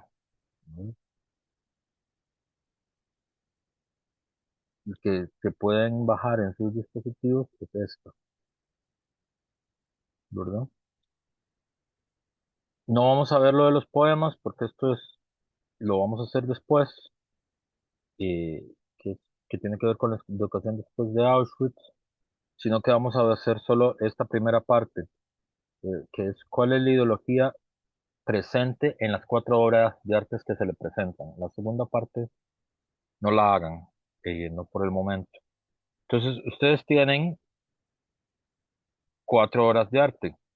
Uno, este es el Laocoonte, ¿verdad? De Atenodoro de Rodas, y es que se calcula que es como el 30 al 40 de nuestra era. Esto, otro que es El juicio final de Hans Memling, y este que es El gabinete del doctor Nicolás Stulp de Rembrandt, y este que es Justin Diamond Shoes, Diamond Dust Shoes, se llama Zapatos de polvo de diamante, de Andy Warhol, que es de los años 80. Entonces, como di, ustedes son 4, entonces se van a juntar las 4 aquí mismo, o bueno, o las puedo pasar a las 4 a un,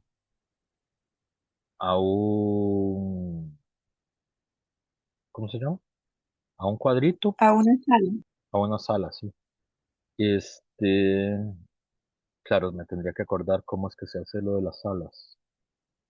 Mm, Eso se hacía aquí. Invite, no, no. Ah, aquí está. Eh, entonces voy a crear una salita eh, y ustedes entran ahí y nos volvemos a ver en 20 minutos para ver cuáles son las respuestas que hicieron de la primera parte. Entonces, claro, lo que hay que hacer,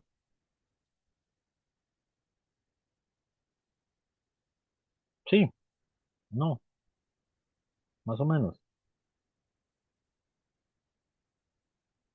Sí, más o menos, profe. Gracias. Ok, entonces está ahí, pueden entrar. La idea es ver esos cuatro cuadros con detalle y discutir cómo aparece la ideología en esos cuadros.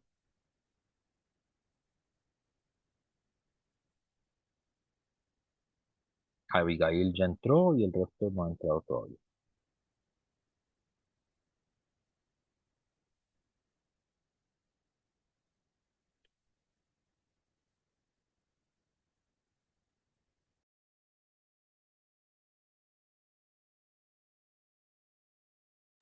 Perdón. Bueno, Gabriela me dijo que estaba teniendo problemas para para poder estar conectada.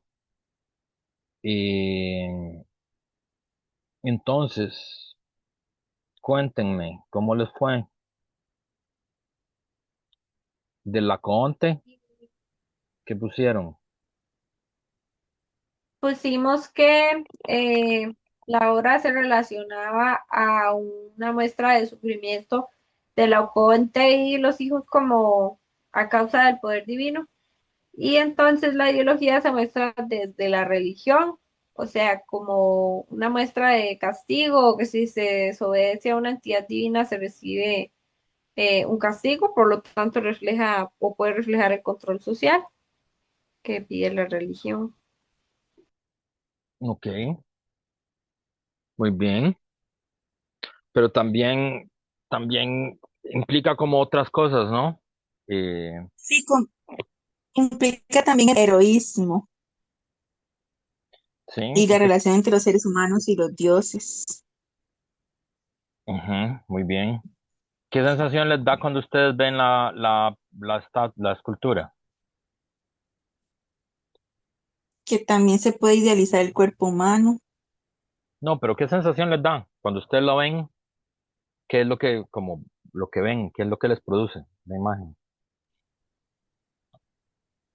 como sufrimiento, dolor, Como sufrimiento y dolor, claro. Sufrimiento y dolor, ¿por qué?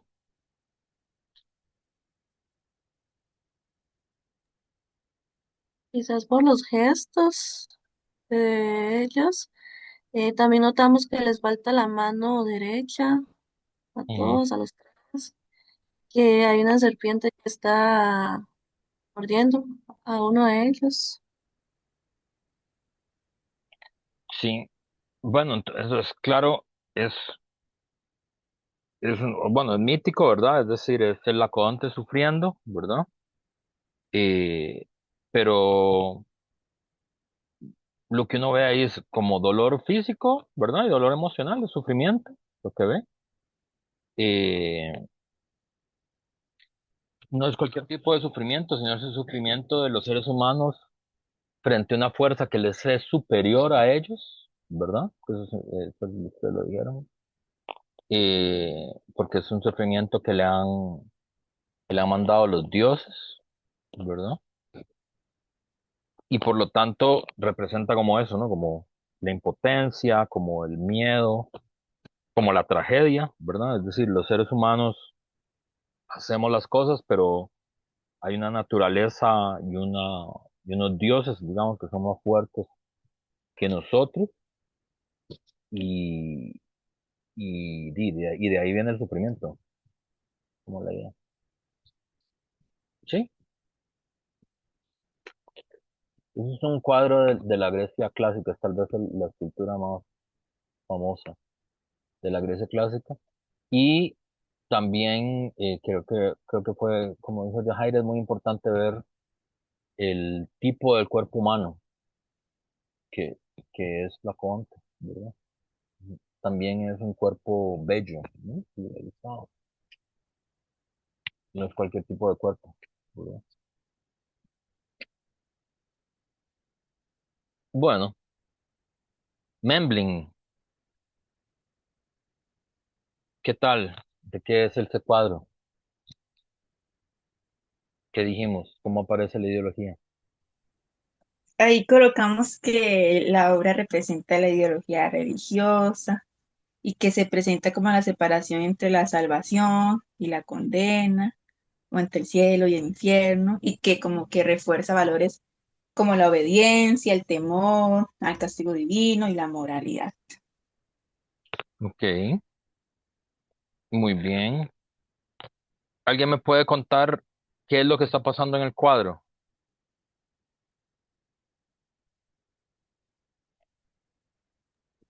De el juicio final que se habla en Apocalipsis, Ujú, muy bien. algunas personas reciben la salvación, ahí la balanza implica como que los justos pesan más que los pecadores.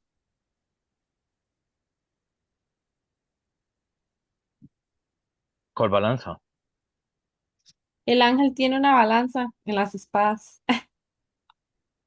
Ah, sí, sí, sí. Sí, está pesando las almas, claro. ¿Y ese ángel es? ¿Y qué está en el centro del cuadro?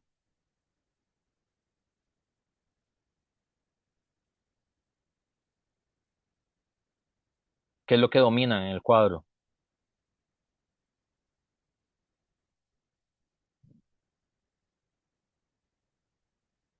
Pues Dios, ¿no? Sí, Dios, ¿no? Y lo que está en el centro es el arcángel, ¿verdad? Ajá. Y Dios, eso es lo que está en el centro, ¿verdad? Y luego en la parte de arriba están los santos, los ángeles, ¿verdad? Fíjense el contraste donde aparece representado el ser humano. Fíjense que aquí es una relación, es también una tragedia del enfrentamiento de los seres humanos con los dioses, pero en el centro está el ser humano sufriendo, ¿sí? Que domina el cuadro. Ajá. Aquí lo que domina el cuadro es Dios, ¿verdad? Y los seres humanos aparecemos como cositas chiquititas, ¿verdad? Frente a Dios, ¿verdad? Y a la derecha del cuadro, ¿qué es lo que hay?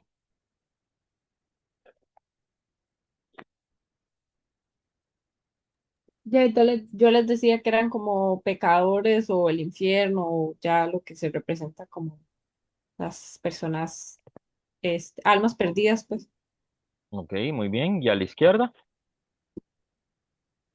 ingresando al cielo, recibiendo la salvación, ganando el juicio. Sí, ¿verdad? Lo que está a la izquierda de la Nueva Jerusalén, ¿verdad? El cielo. Entonces, claro, es un cuadro del mundo medieval. La sensación que uno da es efectivamente la de que lo están juzgando, ¿no? Que Dios es el juez supremo, ¿verdad? Que su justicia es infalible, que el bien va a ser recompensado y que el mal va a ser castigado, ¿verdad? Que las consecuencias de la vida humana son eternas, ¿verdad?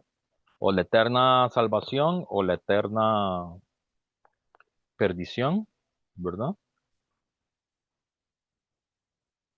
A la izquierda del cuadro los justos son guiados al cielo, a la derecha los condenados son arrastrados por demonios al infierno, ¿verdad? Inclusive los que se quieran escapar. Eh, ¿Y qué creen, para qué creen que se hizo este cuadro?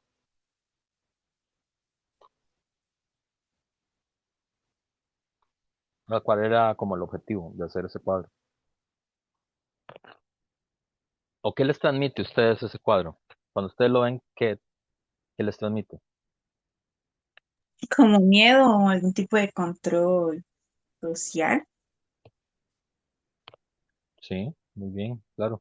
porque Fíjense me que, enseña como que las acciones humanas, mis acciones pueden tener una consecuencia, ya sea positiva o negativa, después de la muerte. claro, Fíjense que el cuadro, este cuadro tiene una función didáctica y educativa. Y si usted ve el cuadro, usted lo empuja a reflexionar moralmente, ¿verdad? Eh, y lo empuja a buscar un cierto tipo de conducta. Es decir, claro, yo obviamente me quiero portar bien porque yo no quiero estar en el lado derecho del cuadro, quiero estar en el lado izquierdo del cuadro, ¿verdad? Eh, Yajaira dice, claro, cumple una función de control social, cumple una función educativa y moralizante, y en ese sentido, efectivamente, de control social, pero también le enseña cosas a uno, el cuadro, ¿no? Dios en la cima del orden cósmico, el mundo, fíjense que a diferencia de Laocoonte, ¿verdad? Esto le enseña a uno que el mundo es un lugar que tiene jerarquías, porque las jerarquías se ven muy claramente en el cuadro, ¿verdad? Dios, los santos, los humanos divididos según su moralidad, ¿verdad? Demonios y pecadores en lo más bajo del infierno, ¿verdad? Es, el cuadro a ustedes les enseña eh, que hay una jerarquía, ¿verdad? Eh, y uno puede ver ahí varias ideologías, ¿verdad? Obviamente la del cristianismo medieval, ¿verdad? La salvación y la condenación según el juicio divino. También les enseña el dualismo moral en el mismo cuadro, ¿verdad? Hay una división absoluta entre el bien y el mal, no hay intermedios, o está bien y te ganas la salvación, o está mal o te ganas tu perdición. Efectivamente cumple una labor educativa, ¿verdad? Educar por medio del miedo a la esperanza. Es un cuadro, no sé si ustedes lo sienten, pero es un cuadro que uno cuando lo ve le da miedo, ¿verdad? Lo impresiona por eso, por el sufrimiento de los que están al lado derecho. Y Y es un cuadro que habla sobre una realidad metafísica, ¿verdad? Sobre los dioses y los ángeles, pero es extraordinariamente realista el cuadro. No sé si lo vieron con detenimiento, pero tiene un montón de detalles, ¿verdad? Es un cuadro súper detallado. ¿Sí? Por ejemplo, aquí hay ángeles recibiendo a uno, aquí hay un ángel que le está dando ropa a la gente, ¿verdad? Porque toda la gente está desnuda y aquí ya los están arropando. Ustedes supongo que lo saben, pero una de las sensaciones una de las circunstancias en las que uno se siente más vulnerable en la vida es cuando uno está desnudo, ¿verdad? Es la representación de la vulnerabilidad total. Piense que todos los seres humanos están desnudos aquí, excepto los que ya van entrando al cielo, que se sienten otra vez protegidos, ¿verdad? Efectivamente, aquí está, este creo que es, no sé cuál de los arcángeles es este. Gabriel, supongo. Miguel es sí, debe ser el arcángel Gabriel, no estoy seguro cuál de los arcángeles es. Pero aquí está pesando, ¿verdad? Las almas y las buenas acciones. Fíjense que aquí, no sé si lo notaron, aquí hay una disputa por el alma de los seres humanos. Fíjense, aquí hay un ángel peleándose con un demonio, ¿verdad? Por este tipo que está aquí, ¿verdad? El bien y el mal Profe, es... Ajá. yo lo que noté es que en todo el cuadro hay solamente dos personas de color en todo el cuadro y uno está al lado derecho y uno está al lado izquierdo, Ah, sí, mira, aquí hay pero uno, la mayoría son personas blancas. son Sí, la blancos, otra es una mujer y aquí de hay otro. color. Sí, Ajá. sí, solo hay dos, vea, no lo había notado yo. Muy bien. Bueno, Membling es alemán, ¿verdad? Entonces, pero sí, la mayoría de gente blanca, toda. Están los ángeles aquí, ¿verdad? Todo con mucho detalle, cada uno con instrumentos distintos. Los demonios están aquí arrastrando a la gente, ¿verdad? Nadie tiene como escape y los están como empujando hacia el lado, y este es el lado como tenebroso, ¿verdad? Porque ¿no? Hay fuego, acá la gente está como cayendo, los diablos los van tirando cada vez más hacia abajo, ¿verdad? Como un abismo lleno de fuego, chusean a la gente o tienen la imagen de estar siendo chuseados, de estar siendo lastimados, ¿verdad? De estar siendo arrastrados hacia abajo, ¿verdad? Y son rostros muy expresivos también del dolor, ¿verdad? Entonces, aunque se está hablando de una realidad metafísica, es extraordinariamente expresivo, ¿verdad? Eh, para dar una lección, ¿verdad? Eh, es la idea de que es un cuadro tan detallado para provocar una reflexión moral en uno, ¿verdad? Este cuadro es de 1415 y este es del 30. Hay una cosa que en nuestras sociedades con demasiadas imágenes para existir nos cuesta pensar, pero yo les quiero recordar que en el tiempo antes de los teléfonos digitales y antes de la televisión, nosotros teníamos muy pocas imágenes en nuestra vida, ¿verdad? Es decir, ahora aquí nosotros podemos ver el acoonte en una imagen y eso. Podríamos tener una reproducción del acoonte en nuestras casas si queremos, ¿verdad? Pero piensen que las personas veían estos cuadros una o dos veces en sus vidas, los que lograban verlos, nada más, ¿verdad? Imagínense cómo podría haber sido para un campesino alemán del siglo XV ver este cuadro por primera vez. Este cuadro es grande, es un típico grande, tiene como 2 metros. Creo. Imagínense la impresión que puede producir en alguien ver esto por primera vez en sus vidas, ¿verdad? En el siglo XV. Entonces, esto es Memling. Ahora el gabinete del doctor Nicolás Stulp de Rembrandt, nuevamente en el centro. Si aquí hay un ser humano sufriendo en el centro, aquí Dios está en el centro, aquí que está en el centro del cuadro. El ser humano. El ser humano, pero ¿cómo en este caso? ¿Qué está haciendo ese ser humano? Porque aquí, en el laconte, el ser humano está sufriendo. ¿Aquí qué está haciendo?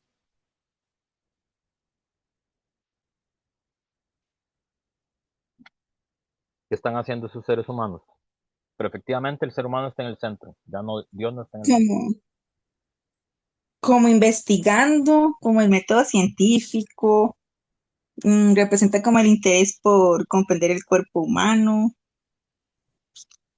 Claro, claro, ¿verdad? Eh, ¿qué es lo que están haciendo en ese cuadro? El cuadro se llama La lección de anatomía del doctor Nicolás Stulp, de Rembrandt. ¿Qué es lo que están haciendo en ese cuadro? Bueno, Yajaira y Michi decían como que la imagen representaba el nacimiento de la razón, el pensamiento científico, más allá de cómo se veía la religión, porque anteriormente el cuerpo humano, al ser como semejanza de Dios, pues si se intervenía con profanación era como un pecado, entonces ya se iban como dejando estas creencias o esta ideología atrás para pues el nacimiento del pensamiento científico. Sí, todo eso está muy bien, pero la pregunta es, ¿en el cuadro qué están haciendo? Una clase de anatomía. Es una clase de medicina, ¿verdad? Ujú. Que es una ciencia, ¿verdad? O sea, lo que está en el centro del cuadro, está el ser humano en el centro, igual que en el cuadro en la escultura de Laocoonte. Pero aquí no está sufriendo el ser humano está aprendiendo, ¿verdad? Está en el centro del cuadro este ser humano, que no es un ser humano, es un cuerpo, ¿verdad? Que está siendo estudiado, ¿verdad? Y que está siendo disecado. Y hay un hombre, que es el que está a la derecha, que es Nicolás Stulp, que está dando una lección de ciencia, ¿verdad? Y el resto que están acá son los estudiantes, ¿verdad? Y están poniendo atención, ¿verdad? Con ojos atentos al descubrimiento. Lo están viendo es el descubrimiento, ¿verdad? Aquí también a la derecha, no sé si lo notan, hay un libro, ¿verdad? Es el otro detalle importante, ¿verdad? Lo que se entiende es que estos que están aquí están intentando ver también el dibujo del libro mientras ven la, la anatomía del cuerpo, ¿verdad? Las características que tiene el cuerpo. Eh, y entonces sí, este cuadro, que es un cuadro del siglo XVII, ¿verdad? Como pueden ver, representa más bien los valores de la burguesía en ascenso, ¿no? Como los que veíamos con Bacon, ¿verdad? La ciencia como una herramienta de progreso, el ser humano efectivamente deja de ser un tabú religioso y se convierte en un objeto de estudio racional, ¿verdad? Se promueve la mentalidad empírica y racional y experimental del siglo XVII, ¿verdad? En acorde con los valores que tiene la revolución científica, ¿no? Como Galileo, como Descartes, como Bacon, ¿verdad? Que los estudiamos. La razón y la observación directa por encima de la superstición y por encima del dogma, ¿verdad? Entonces son como los valores justo humanistas del humanismo científico, ¿verdad? Es un cuadro secular, no hay referencias a Dios en ninguna parte del cuadro. Dios no aparece en ese cuadro en ninguna parte, ¿verdad? Eh, los médicos son presentados como el centro, ¿verdad? Es decir, los científicos como hombres cultos y respetados, ¿verdad? También como una afirmación de la importancia de la profesión y de la actividad intelectual, ¿verdad? Representa entonces la autoafirmación de esta nueva élite burguesa profesional de Holanda, el orgullo de ser un profesional, pero también la idea de que el poder y el prestigio están asociados al conocimiento, ¿verdad? El saber es poder, el poder es saber, y el prestigio viene de esa relación con el saber y con el poder, ¿verdad? Eh, y más bien, al contrario del otro cuadro que veíamos, eh, no la sensación de que los efectos de la vida humana son para siempre, son eternos, sino lo contrario, ¿verdad? Lo que nos hace pensar es en la temporalidad de la existencia, ¿verdad? Los seres humanos morimos, tenemos una temporalidad, una fragilidad, ¿verdad? Porque hay gente que está viva y hay gente que está muerta. No hay una condenación eterna, pero efectivamente, eh, digamos, sería un contraste como entre lo efímero de la vida frente a lo eterno del cielo, ¿verdad? Son completamente otros valores, ¿verdad? Y finalmente este de 1980 de Andy Warhol, ¿qué les produce? ¿Qué les pareció ese cuadro, por cierto?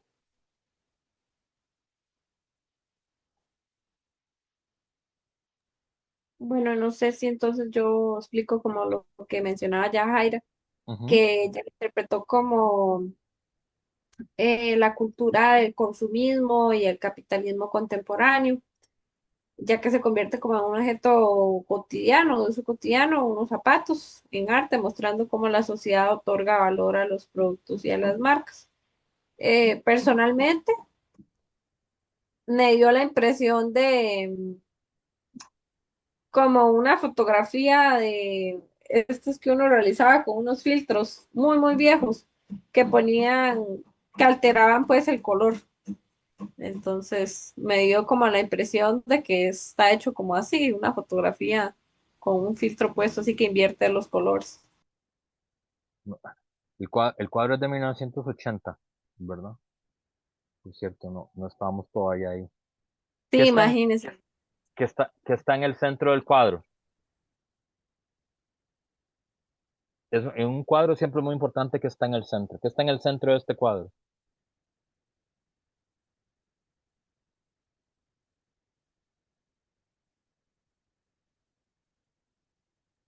¿Qué hay en el centro del cuadro?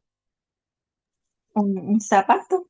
Ah, pues, Claro, zapatos, ¿verdad? ¿Y qué son los zapatos? ¿Qué tipo de zapatos son? Zapatos de mujer, son finos, elegantes. Claro, no son zapatos de trabajo, ¿verdad? No son botas de campesino, por ejemplo.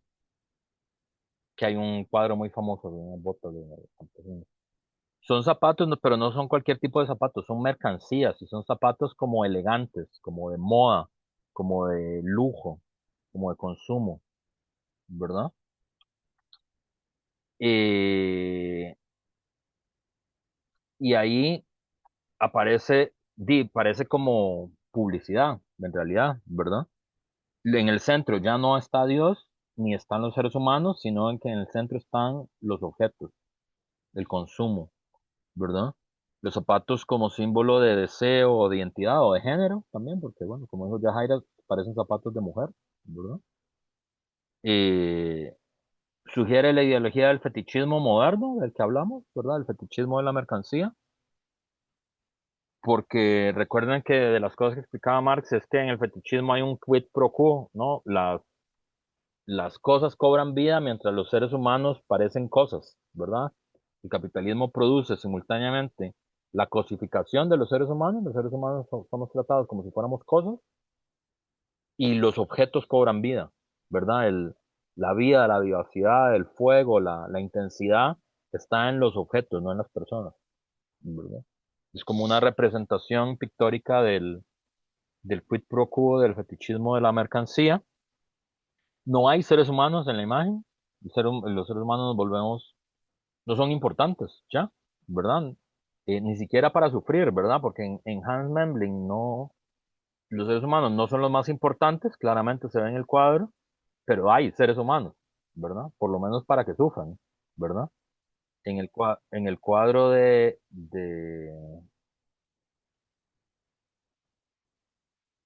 Andy Warhol no hay seres humanos del todo, ¿verdad? Ni siquiera para sufrir.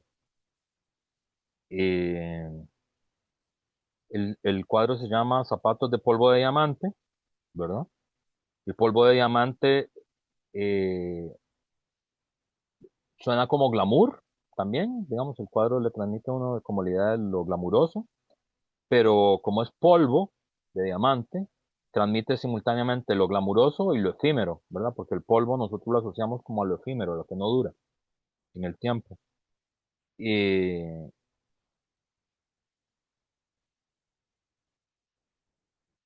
Normalmente se ha leído como un reflejo, un inicio de la fragilidad de la cultura postmoderna, ¿verdad? Del capitalismo avanzado, un cuadro de los años 80. eh, y uno lo puede leer como una crítica a la superficialidad del deseo, como el zapato como un símbolo del deseo despersonalizado, como el glamour, como el vacío que oculta la fragilidad de la existencia, eh, y el uso del brillo para cuestionar la imagen y el mercado, ¿verdad? Es una obra de arte que se parece mucho a la publicidad de los objetos, ¿verdad? Estas son las cuatro cosas, efectivamente son los cuatro elementos de la ideología. ¿Y qué tiene que ver todo esto con Adorno y Horkheimer? Tiene que ver con esta corriente, vamos a hacer solo como una introducción pequeña y tal vez retomamos con más precisión la otra clase. La ideología, la Escuela de Frankfurt es una escuela de pensamiento a la que sus dos nombres principales son Adorno y Max Horkheimer. ¿Sí, Abigail? No, profe, que por cualquier cosa yo ahorita tengo que estarme yendo para la U, entonces, por si acaso, pero No, no no, creo que dure como mucho. 5 minutos, terminamos a las 4. Este, una jodedera eso de ir a la casa, regresar a la casa. Esperemos que eso del acueducto se resuelva rápido. Eh, Aunque bueno, la verdad yo no tengo mucha fe que eso se resuelva rápido. Eh, ¿Cuáles son los 5 conceptos principales de la Escuela de Frankfurt? Uno, el concepto de industria cultural, ¿verdad? Si el concepto de aparato ideológico del Estado, uno siempre lo tiene asociado al pensamiento de Luis Althusser, el concepto clave en en la Escuela de Frankfurt es el concepto de industria cultural. Tiene otro universo de conceptos, ¿verdad? Industria cultural, personalidad autoritaria, que lo vamos a ver con más detalle en la próxima clase. eh, Ciencia y técnica como ideología y razón instrumental.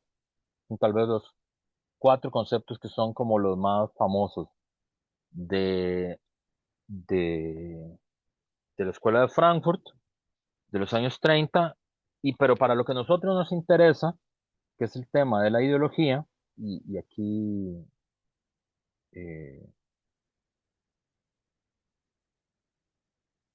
y aquí tal vez vamos cerrando. Para, para Adorno y para Horkheimer, el principal aparato ideológico que existe es, eh, ha sido el arte, no la iglesia y no el sistema educativo, sino el arte, ¿verdad? Eh, y en el concreto, en nuestra época, ¿verdad? Lo que él va a decir lo que ellos van a decir es que, y van a inventar este concepto, que es el concepto de industria cultural, una mala traducción. En español le decimos la industria cultural, pero la traducción está muy mal. Se debería llamar industria del amusement, industria del entretenimiento, sería la traducción correcta, ¿verdad? Pero ya quedó instalado como industria cultural y así le decimos nosotros. Pero el concepto que ellos usan es industria del entretenimiento, porque se preguntan digamos, para ellos efectivamente la religión fue el aparato ideológico central en el pasado, o la principal forma de ideología fue la religión, pero en el capitalismo, pero la religión y su forma de producir ideología es una forma artesanal de producir la ideología, ¿verdad? Y efectivamente los ritos, las prácticas, la producción de una misa es una práctica artesanal, con mucho de artesanal. Pero el capitalismo del siglo XX no es artesanal. Así como destruyó la industria artesanal y construyó grandes fábricas y grandes concentraciones industriales, lo mismo hizo con la ideología. E inventó una industria que es una industria cuyo objetivo es producir ideología. Y a eso le dice la industria cultural. ¿Y qué es la industria cultural? El cine, la tele, la radio, ¿verdad? Las redes sociales modernas de nosotros, el TikTok, el Facebook, digamos, el YouTube, todo eso es lo que le dice la industria del entretenimiento, que es, ¿por qué se le dice industria del entretenimiento? O industria cultural, pero industria del entretenimiento, ¿por qué? Porque la pregunta es, cuando los proletarios no están trabajando, ¿qué hacen? ¿Verdad? Esa es como la gran pregunta que siempre las clases dominantes tenían que responder, que es, ¿qué hacemos con los proletarios? ¿Qué hacemos con el pueblo llano cuando no está trabajando? Obviamente los ocupamos para trabajar, ocupamos que trabajen en las fábricas, ocupamos que trabajen en los campos, pero cuando no están trabajando, ¿qué los ponemos a hacer? ¿Verdad? Durante mucho tiempo era, bueno, que vayan a misa, ¿verdad?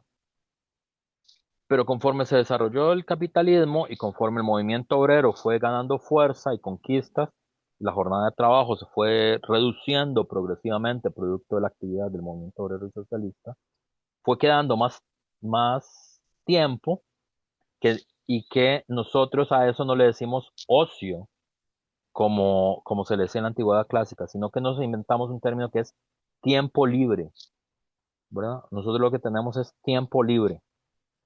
Y en ese tiempo libre hay que hacer que la gente haga algo que no sea organizarse, ni conspirar contra el Estado, ni preparar rebeliones contra los ricos, sino que haga otra cosa, ¿verdad?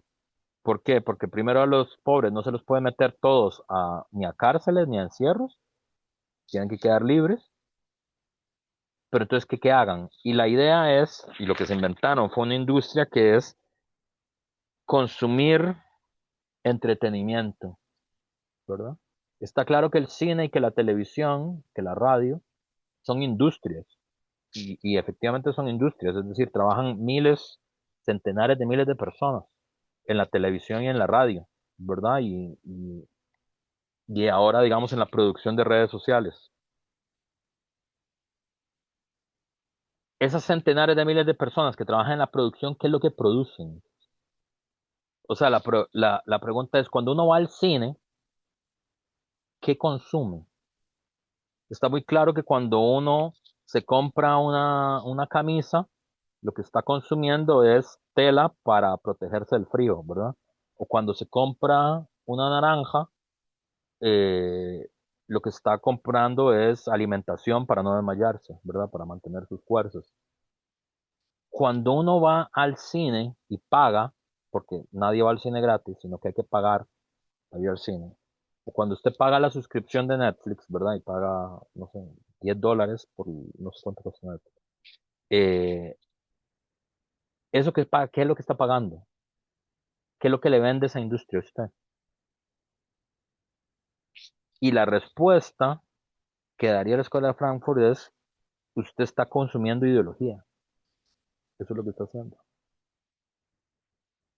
En el tiempo libre, usted sigue consumiendo, es decir, ya no está trabajando, pero está consumiendo, ¿verdad? Está haciendo mover la máquina. ¿Y qué es lo que está consumiendo? Está consumiendo ideología, ¿verdad? Ese es el punto. Y a esto le va a decir la industria cultural. Vamos a retomar, y por eso para él eso es lo más importante. O sea, para la Escuela de Frankfurt, lo que verdaderamente, digamos, lo que es más importante en la comprensión de la ideología contemporánea es eso que él le dice, ellos le dicen la industria cultural. Es decir, el cine, la tele, eso es el principal aparato ahora. No la escuela, no la religión, sino la industria cultural. Bueno, vamos a quedar por aquí hoy a las 4 y nos vemos en la otra clase. Eh, bueno, no, ¿sabe? La otra clase va a ser una clase asincrónica, no es porque yo voy a estar fuera del país. Yo me voy el 25 a un congreso y regreso el 31. Entonces la clase del 26 va a quedar de manera sincrónica en mediación virtual para que la vean el próximo martes. Entonces, bueno, saludos y nos vemos asincrónicamente el 26 y nos vemos presencialmente el 2 de junio, esperemos. No, bueno, esperemos no, día sí. Si hay agua, nos vemos. Y si hacen eso de cortar el agua solo en la mañana y no en la tarde, igual nos quedamos en la U. ¿Sí, Michelle? Profe, era para hacer una pregunta. Es que, bueno, nos vemos presencialmente el 2 de junio Ujú, y ese día a mí me corresponde exponer. ujú. Entonces, con normalidad y días antes le mando un correo para la reunión. Sí, sí, sí. Ah, está bien. Muchas gracias. Ok, nos vemos entonces. Chaito. Gracias.